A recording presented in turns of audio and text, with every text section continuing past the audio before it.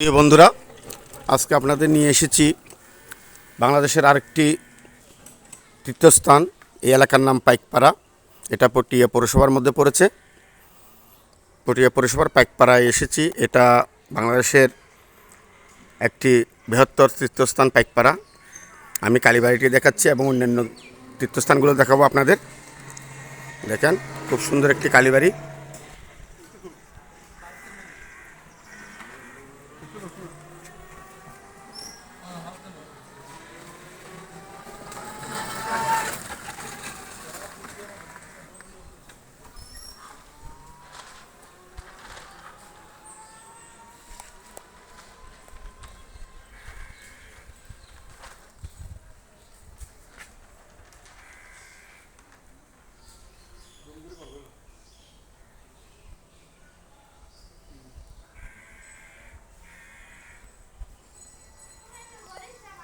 খুব সুন্দর একটি তীর্থস্থান এটি পাইকপাড়া। এখানে কালী পুজো হয় এবং প্রতি বছর মহোৎসব হয় ধুমধাম করে।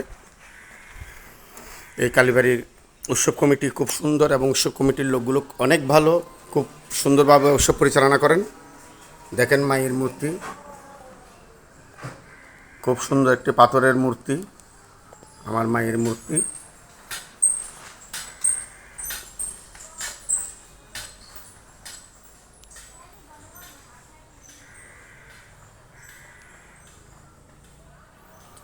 মায়ের পায়ের জবা হয়ে ওঠ না ফুটে মন, আমার মায়ের পায়ের জবা হয়ে ওঠ না ফুটে মন। তার গন্ধ না তাক যাচ্ছে তো নয় রে ভুয়া বরণ, মায়ের পায়ের জবা হয়ে ওঠ না ফুটে মন। সুপ্রিয় ভক্তগণ, আপনারা অবশ্যই আসবেন এবং আমার এই পেজের মাধ্যমে, আমার এই আইডির মাধ্যমে আপনারা দর্শন করুন মাকে। প্রত্যেকটি একটি মা পাইকপাড়া রক্ষাকালী মা। এখানে প্রতি বছর সুন্দরভাবে উৎসব হয় এবং খুব ভালো ভালো প্রসাদ বিতরণ করা হয়। এই কালীবাড়ি উৎসব কমিটির যারা থাকেন তারা খুব ভালো এবং খুব ভালোভাবে উৎসব করে থাকেন। প্রচুর পরিমাণে মানুষ হয়, এখানে অসংখ্য মানুষের সমাগম হয়, কীর্তন হয়। আপনারা আসবেন প্রতি বছর। জয় মা কালী।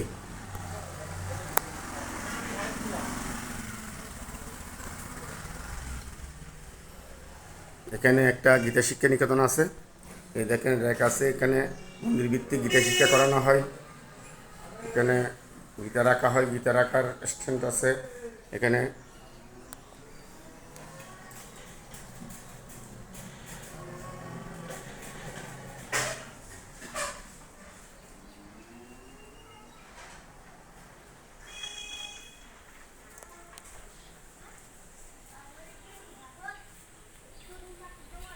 নমস্কার, আসি ভালো।